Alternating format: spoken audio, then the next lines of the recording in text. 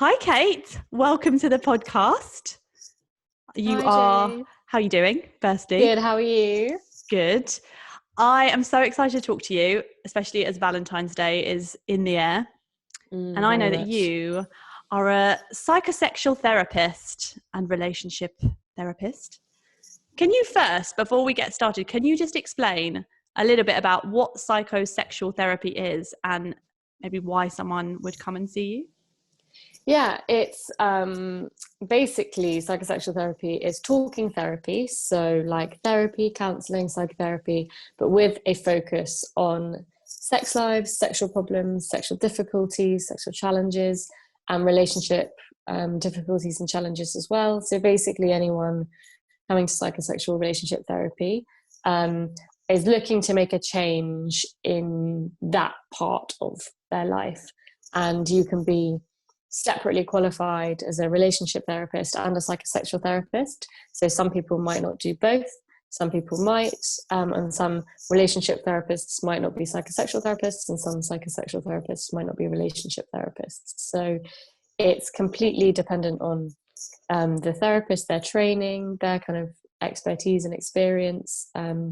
But it's, for me, I suppose the best way I know how to describe it is the kind of sign above the door is it's okay to talk about sex here. So people with specifically sexual problems can go to psychosexual therapy and know that they can have those conversations.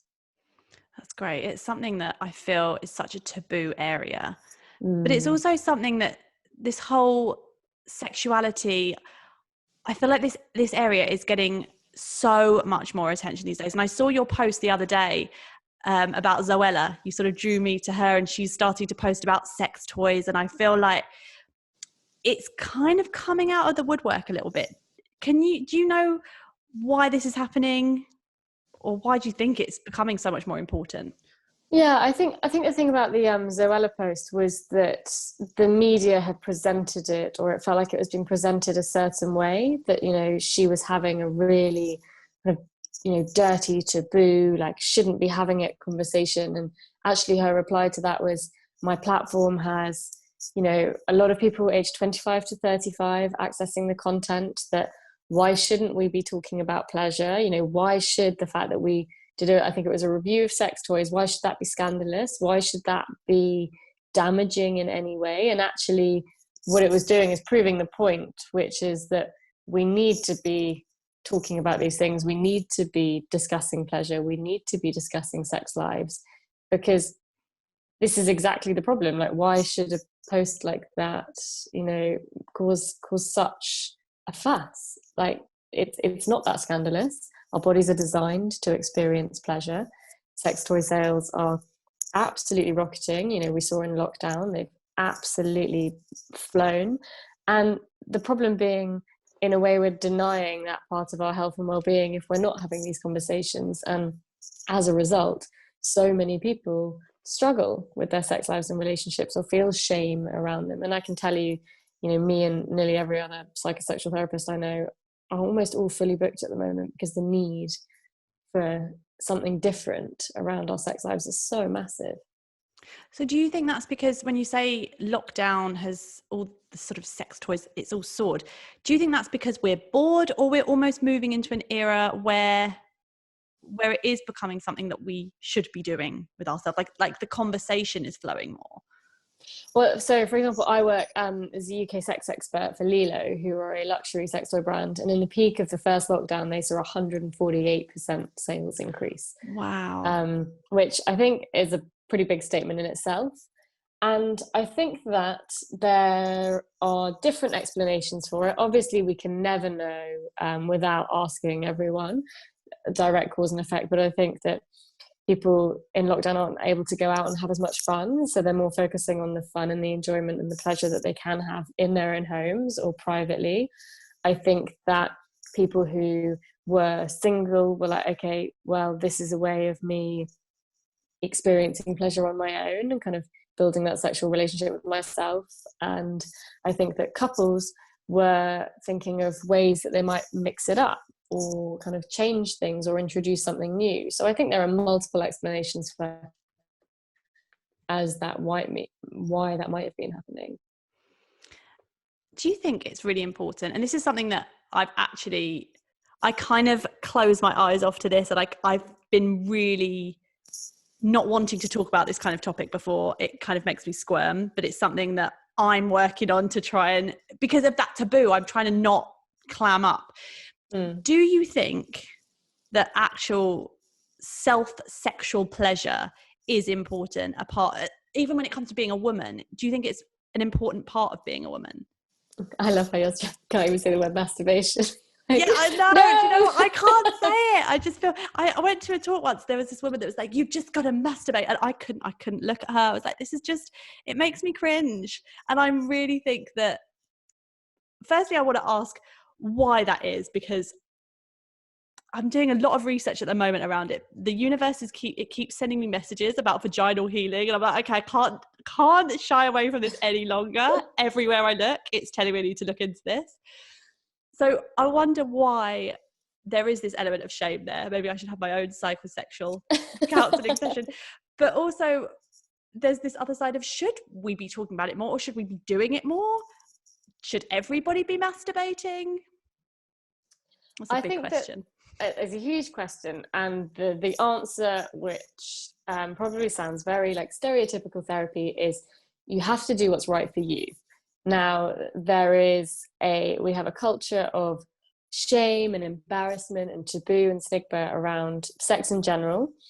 And then particularly like female masturbation or self-pleasure, whatever term you want to use, was always something that was very kind of behind closed doors. It was kind of more accepted that it was something that men did and something more conversationalized. And people always say, God, I remember when I was a teenager, people talked about boys doing it, but didn't talk about girls doing it. And I think that a lot of that probably also ties into the fact that with men, it's much more obvious when they're aroused and they're turned on. They have a physical kind of external indicator, getting an erection, which means that there is arousal taking place. So for women, it's more hidden. We can't see our vaginas; they are inside our bodies. We can't tell, so it's much more less obvious, I suppose.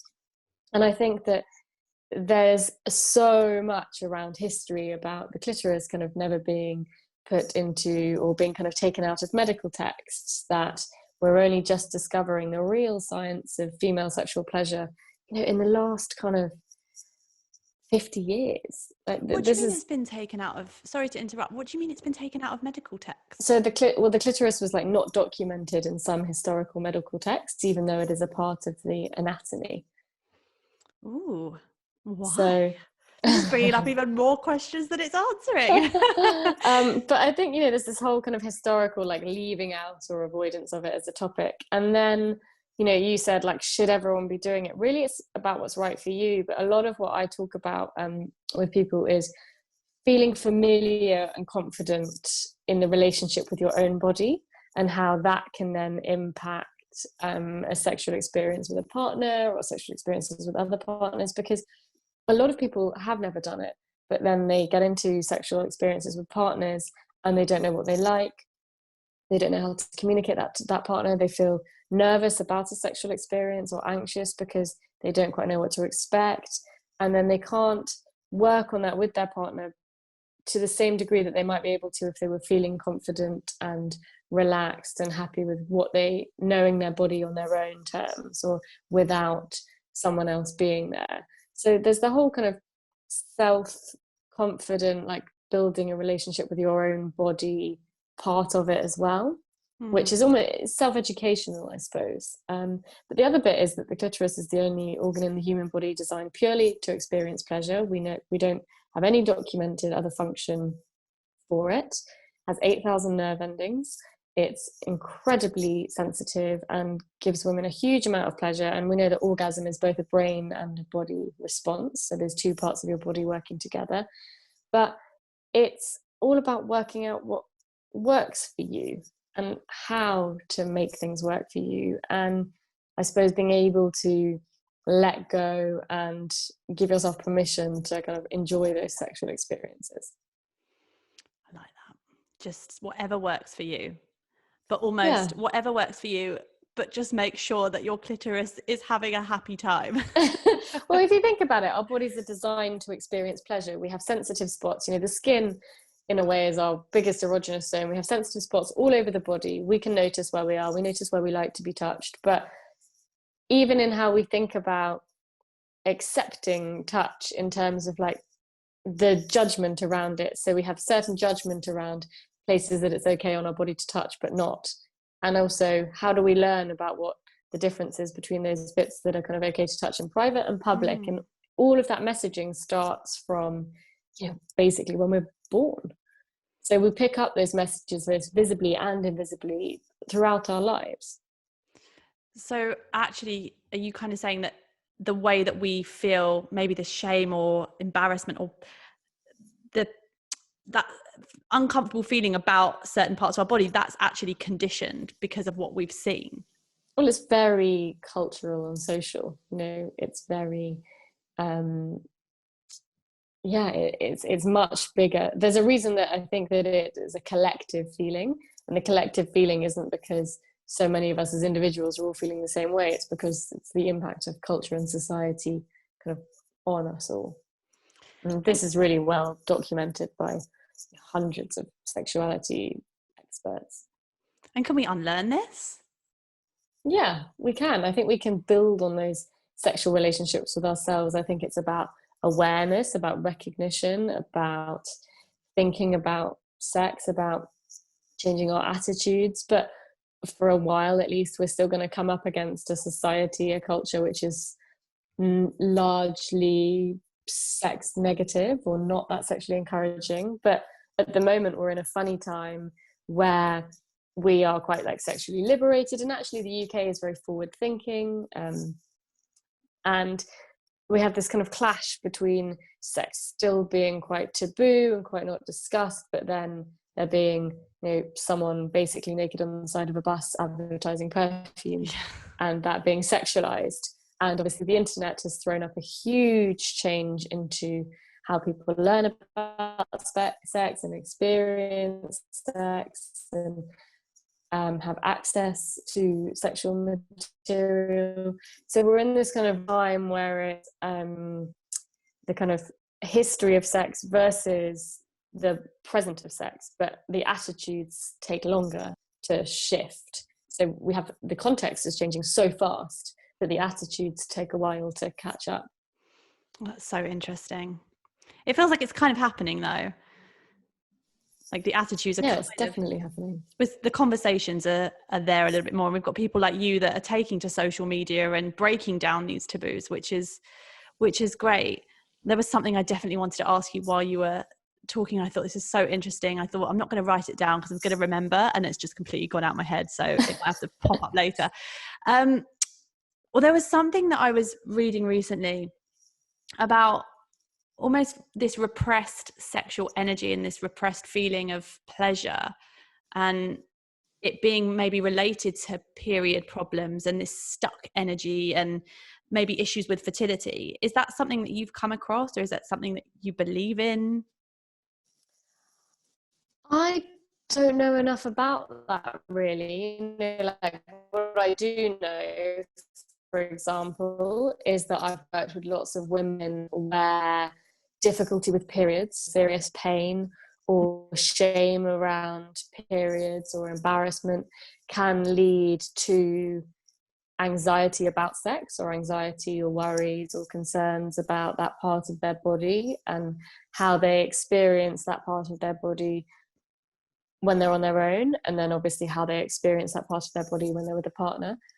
So I think that there are definitely links to how we feel about our vulvas, how we feel about our vaginas, whether you want to call it body confidence. But for example, if you have a condition like endometriosis, where sex is incredibly painful, then sex is not going to be something that holds the same meaning for you. It's something which is really difficult and challenging and anxiety provoking, because you're going towards something which you think is likely to cause you pain and discomfort, rather than going towards something which you think is going to be fun and pleasurable.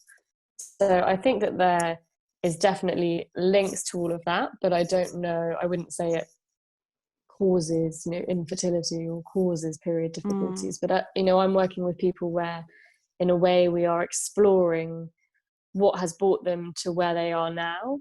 And for example, I've worked with lots of women who are having difficulties with having sex. And there are lots of women who I've worked with who have a condition called vaginismus, where the muscles of the vagina tighten up so much that penetration is either impossible or incredibly painful. And what we talk about in their histories is that they've had recurrent UTIs. And so they've had a lot of pain around that part of their body, a lot of worry about being near a loo, or that feeling of needing to pee a lot. So if you think about it, when we need to pee, we tense our pelvic floor in reaction to that. So in a way, they have learned that tensing their pelvic floor means that they won't wet themselves or leak, or, you know, because peeing is painful, we tense more, and that gets carried through into our sex lives. So a lot of what I'm doing as well sometimes is a bit more subtle, I suppose, and we're thinking about messages from things unrelated to sex, which can also impact sex. That's so interesting. I'm so pleased you brought that up, because that was definitely something that I wanted to ask you about in terms of painful sexual conditions. Well, painful conditions that can affect your sex life. And what about women? Because I work with women with endometriosis, and I've heard this, and it's great to hear how you explore that. What about women that are going through fertility issues? Because, you know, some people, they don't want sex anymore because there's so much of a burden on them now, or they feel like they have to, the pleasure is gone and it's just a means to an end, and there's this just massive sense of anxiety around it. How do you even begin to deal with that? And I think I am on my podcast, the Sexual Wellness Sessions, I interviewed Emma and Gabby from Big Fat Negative exactly about this, because we talked about how TTC, like trying to conceive, at the beginning it feels fun and exciting, and there's anticipation, and you don't know kind of what's to come, and then very quickly it's easy to get into a cycle of routine, feeling disappointed, it being quite functional, so it can kind of go from fun to functional very quickly. And what is really difficult for people is then sex becomes something which is a vehicle to getting something else, which is conception or pregnancy. And so both partners can often feel less desired. You know, a lot of male partners can really report feeling undesired by their partner. Their partner only, this is in heterosexual couples, obviously, approaches them when they're ovulating or when it's the best time of the month to try and conceive, and the rest of the time there's no other physical contact or intimacy. So it can make sex feel quite transactional. And I work with lots of couples who have been experiencing that, or couples who have experienced miscarriage, and there's a lot of anxiety around trying again. And something I think that some people have talked about is actually when you get to the point of having IVF, in a way, some people can say it feels like a bit of a relief. We can reclaim sex for what it used to be, which was something fun we used to do together and enjoy together. And, you know, I don't mind sharing, I've had IVF myself, so I can completely understand the kind of psychology that goes around a lot of this stuff. But it's also very, something we don't talk about a lot is when women are experiencing infertility, is it's quite invasive. You know, there are lots of procedures a lot of the time, or lots of investigations, or lots of scans and lots of injections, and, you know, it's all very medicalized. And sometimes we just think, I just don't want to do anything else down there. There's enough going on already, that sex feels like another thing on top of that I have to do, or that, you know, might be a bit uncomfortable, or isn't giving me pleasure, or is something that I just have to do to get somewhere else. And so there's a whole, I mean, we could have a whole episode on, you know, trying to conceive, miscarriage, IVF, infertility. But I think, you know, in a nutshell, the bottom line of it is sex used to be like fun, pleasure, connection, to be with my partner, orgasm, and it becomes, you know, a means to an end, functional, routine, and very, very mixed emotions. And, you know, aside from that, physical symptoms, for example, you know, pain, bleeding, etc. And that's all something that you can work with and help us. Amazing. It's great, because I think before I even met you or spoke to you, I didn't know where people could go to get these answers and to get that psychological support. So that's amazing that people can turn to you to change this experience around for them. And I guess after that whole experience as well, you'd come into play and maybe help restore, you know, after IVF and after you've got your baby and all of that stuff. Like, there's a lot of anxiety as well when it comes to postpartum sex as well, isn't there? I know for me, I had stitches. I didn't even want to look down below. I was so terrified. I didn't want to see what had happened. I didn't want to see stitches. I just couldn't look. I just waited for months and months and months. Obviously I washed. I couldn't look. And that for me, and people would say to me, it's going to really hurt. It's going to be uncomfortable. And I was terrified. And I know I'm not the only one that experiences this.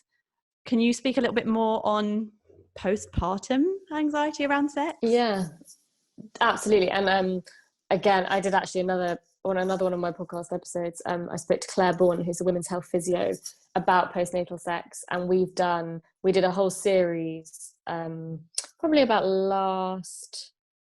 last winter with the GP mum and Brooke van der Molen, the obs-gyn mum, and Claire and I and Carly Rowena, because we were like, this needs a bit more attention. You know, people are kind of going for their GP 6-week check and they're signed off and they say, okay, and they're often not even examined.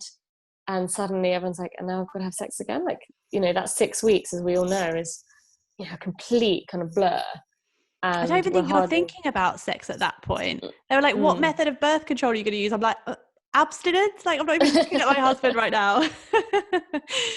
Yeah. But I think that for a start, like the one thing I'd say to anyone having or thinking about kind of restarting their sex lives postnatally, lube is a must. And I recommend Yes Organics, who are an incredible brand. All their products are organic, all natural, so you're not putting anything kind of up there which might sting or tingle or cause any irritation. That's something really important, especially if you've had things like stitches or an episiotomy.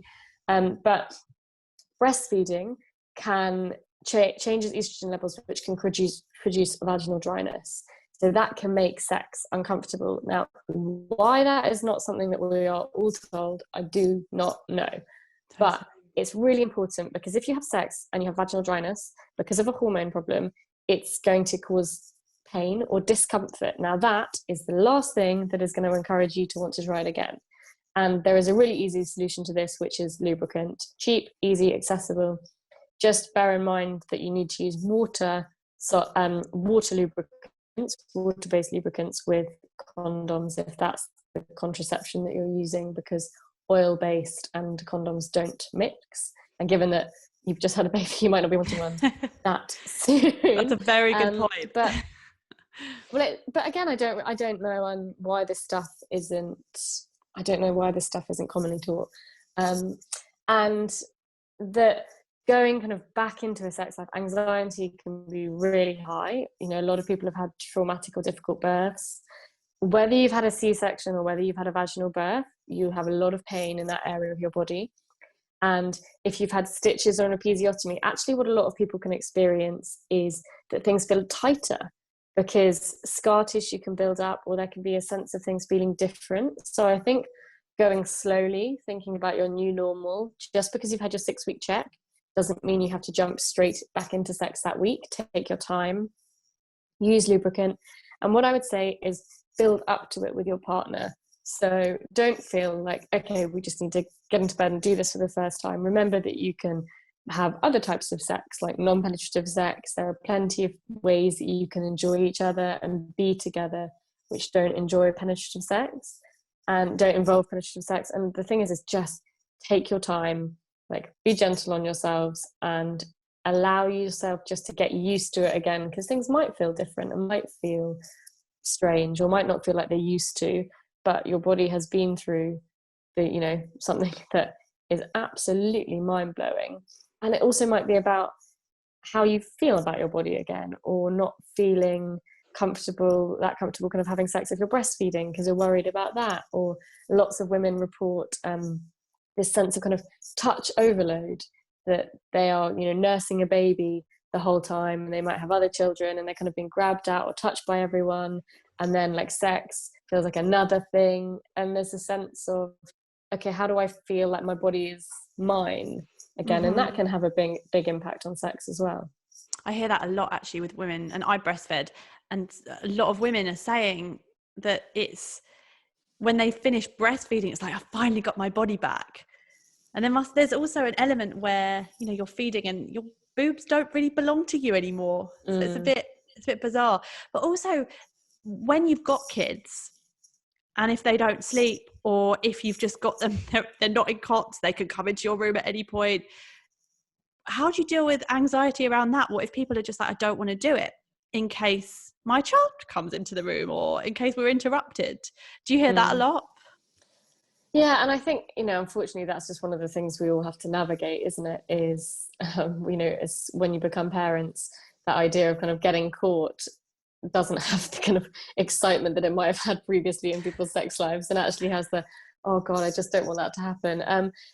It's just, you just have to navigate that, you know, in the way that you know how to in your house. And it's something that, for example, in lockdown, a lot of people have reported there's no time or private space for them as a couple. So both people are working from home. They're like, right, I put the baby down to bed at lunchtime, and the only opportunity for us to have sex is right then. You know, both on our lunch breaks, the baby's gone down, because by the end of the day, we're both exhausted, or just not in the right headspace. And so we've had to make our routine work in a way that it doesn't for us. But that's also not something that's possible for everybody. And I think that really for couples, it's the idea of, there's so much, you know, sex is the kind of epicenter of it, I suppose, but there's so much around that. It's the feeling desired, feeling wanted, feeling connected, experiencing pleasure, enjoying each other. There's so much that we can do which isn't directly sexual, which benefits our sex lives. And I think that the assumption is always, you know, it's all about the kind of act of sex, whereas actually there's so much other stuff going on. That's nice to hear, actually, because I think sometimes it can feel like people are always asking, well, is it enough? Should I be doing more? Should I be having it less? You know, people don't, it's like a conversation that no one really knows how much sex you should be having. But that's a really nice way to put it, is that you can find this level of intimacy that isn't always just sex. Yeah, and I think that that question, you know, like how much sex should we be having? The thing that I talk about a lot is you can have intimacy without sex and sex without intimacy. So, for example, people who are asexual can have successful couple relationships, but sex is just not something for them. But that doesn't mean that they can't have intimate, meaningful connections. Now, there are some people that have really sexual relationships, but the intimacy or connection isn't there. And whether you have sex 3 times a year and it's mind-blowing sex, it's exactly what you want, it works for both of you, great. Or you have sex once a week, there is no right or wrong, providing as a couple, if there's 2 of you in the relationship, that is what works for you. And the biggest, I think, challenge is where levels of kind of wanting sex or the amount of sex is different. It's that kind of discrepancy between partners that tends to cause more challenges. What do you do about that? What happens if one person wants it more than the other? Or one person has, I don't know, wants to do all sorts of things that the other person's like, no. And I'm not talking about my personal experience here, just to clarify. I'm not like some crazy kinky person, but it's just a thought. You know, how do you have these, how do you manage these different level of sexual energies? Well, I mean, for a start, also, like, if you were kinky, that would be fine. Do you know what? As I said it, I thought, what am I saying? I know, I did want to reaffirm that. I'm pleased you did. Kinky is good. Kinky is fine. It's just like, you know, whatever works for everyone works for everyone. Yeah. And I think, you know, what we understand about sex more than anything is it's on such a massive spectrum. But I think that what I would say is we almost expect couples to not be exactly matched when it comes to sexual desires, because we're not exactly matched about everything else in our lives. You know, we don't like only the same foods, or like to go on only the same holidays, or like to live in only the same postcode, or everything else isn't perfectly aligned, so we shouldn't necessarily expect sex to be. And one of my favorite studies is a 2007 piece of research called Why Humans Have Sex. And they identified 236 reasons why people said that they had sex, motivations for having sex. Now, that might be, I want to feel close to my partner, I want an orgasm, because if I don't have sex with my partner, they'll have sex with someone else, or because I wanted to feel close to them because they looked hot. There are 236 reasons, and I think a lot of it is wrapped up in the why of sex as well. Is what is that kind of desire discrepancy about? Is it that one partner really feels close to their partner through physical intimacy, and so that's how they feel that the relationship security is maintained? Is it that one partner just really likes to have an orgasm every week, and that is part of their kind of self-care routine, or just kind of part of their routine? And I think it's about thinking about those things as well. But I mean, the biggest kind of sexual organ in the body is the brain, and the best way we have of communicating that is by communication, is by talking. And so it's really working out between those involved in the relationship how to make that work.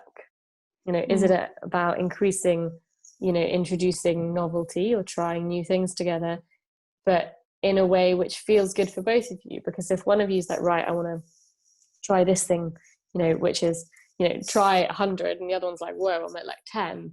How do you work out what's in the middle of that? And how do you start to introduce those things? Because if one of you is really anxious and doesn't want to try something, then it's not going to create a fulfilling experience necessarily. But what you can do is try new things together, and as you feel more comfortable, kind of step that up a bit.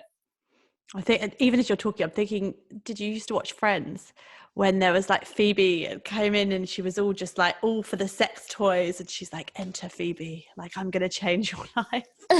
And just like really like getting all these men into her, like the way that she wanted to explore sex in all these different ways, and she just sort of took over. I'm from that generation where everything has a Friends reference. I know, and so am I, and I'm afraid to say I know it's like sacrilege, but I just was never a Friends fan. I know. And that's where we end the podcast. Yeah, I know. Wow. Well, that's a whole other episode for another time. And maybe we need to explore this in more depth. Oh, no. I know. Sorry to disappoint. That's okay. Maybe we can communicate about this, and I can ease you in slowly into my desires. But if...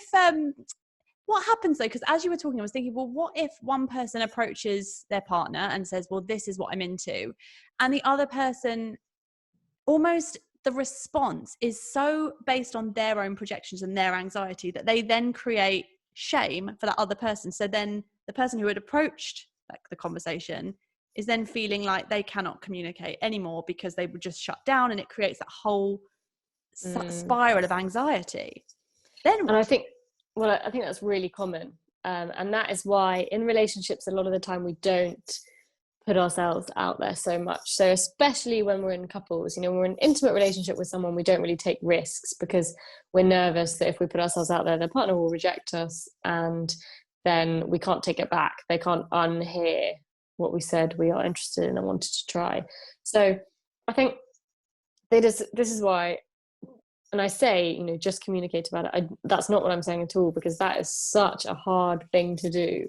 We aren't taught it. We aren't taught how to talk about sex. We're not taught how to be comfortable with sex. We're not taught how to like navigate this part of our lives.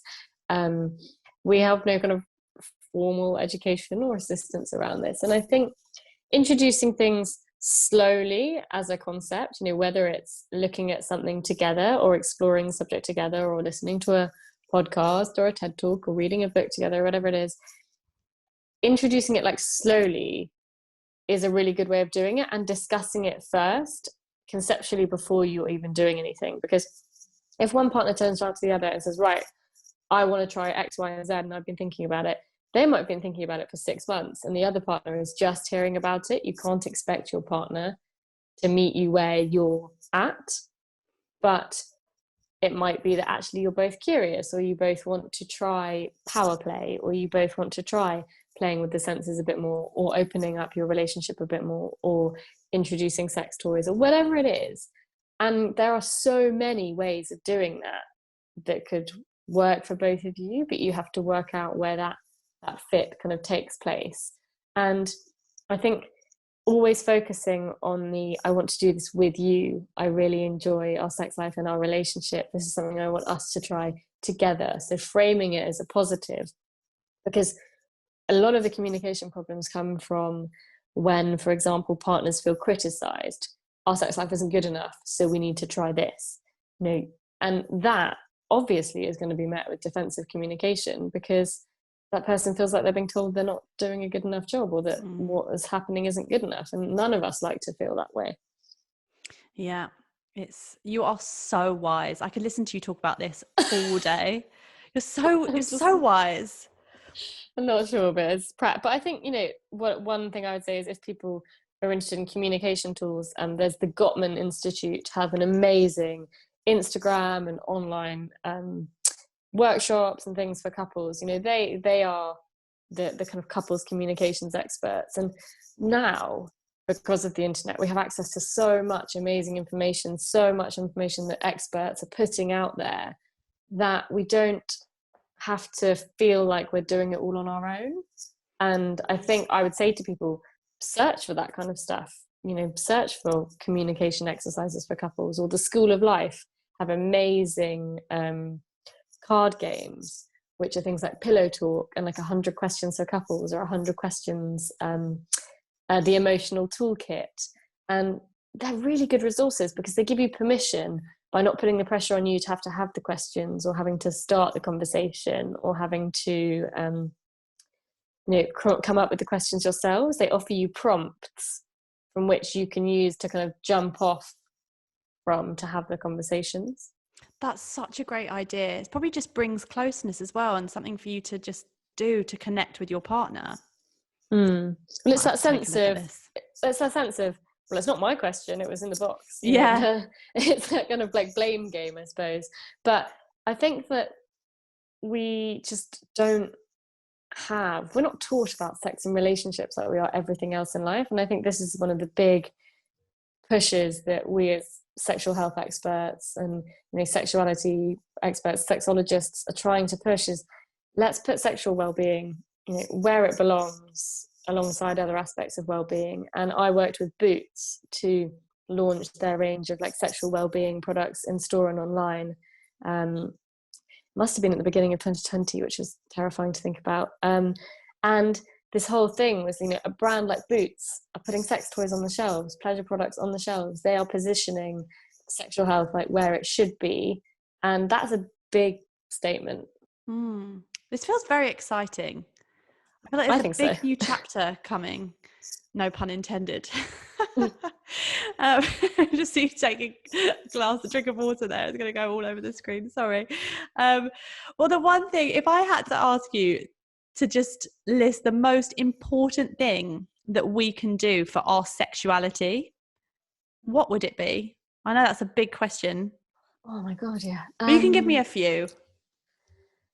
One is, think about how we think about sex. So most of us have been brought up with a definition of sex, or held a definition of sex kind of in our minds, brains, and it's never really been challenged, and that definition actually might not really work for us. And what I mean by that is a kind of dictionary definition of sex as penis and vagina penetration. Now, for lots of people, that's not possible. For lots of people, they don't have both a penis and vagina in their relationship or in their sexual experience. It's very heteronormative. It doesn't include people who don't like that. It doesn't include people who have injuries and can't have sex like that, or have illnesses which mean that they are affected. It doesn't mean that it discounts a lot of meaningful, pleasurable sexual experiences. So in itself, it's problematic. It's very goal orientated, quite like pass or fail. And there's a lot to think about around that. The other thing I would say is listen to, so I suppose tied into that is listen to other perspective, other voices. So whether it's podcasts or TED Talks, there are some amazing writers talking about sex and relationships at the moment, who are all really inclusive and really sex positive. And I think starting to think about these things differently in a way which isn't sexual. So listening to a podcast on the tube, or when we used to go on the tube, isn't sexual. It's just informative. And there are ways that you can start to kind of delve into the world without you having to do anything, if the idea of doing things differently kind of makes you nervous or anxious. And I think that can be enough of a shift. I think for me, the biggest thing we can do, as I said earlier, the biggest sexual organ is our brain. And the biggest thing we can do is start to kind of open up our perspectives a bit, or think, talk, listen, but at your own pace, when you feel ready. You don't have to kind of go out and talk to everyone about it. Remember, not everyone necessarily will be ready to talk to about it, that you want to talk to about it, but starting to just frame it differently and think about it differently, and notice more, be more aware of like the kind of messages that you might have got. Were they positive? Were they negative? How does that impact how you feel now? How does that impact how you talk about sex, for example, to your own children? So that would be a very long-winded answer. I love long-winded answers. That's brilliant. But for the one thing to think about, it's about thinking about sex rather than doing sex, I'd say, which is probably a big misconception in itself. This has been such a great conversation. I feel like I could talk to you all day long and find out everything there is to know about sex and sexuality. And it's been fantastic. Thank you so much. And if people are listening to this and thinking, I need to speak more about all of this stuff and I want to talk to Kate, where can people find you? So I have a podcast which is called The Sexual Wellness Sessions, and that's on all the usual platforms, Spotify, Apple Podcasts. My Instagram is at Kate Moyle Therapy, and my website is my name, Kate Moyle. I'm not currently taking on therapy clients at the moment, but if people are interested in psychosexual therapy, then the College of Sexual and Relationship Therapists, so COSRT, is a platform, a listing where all of the therapists qualified in that medium of therapy are listed. Brilliant. Thank you so much.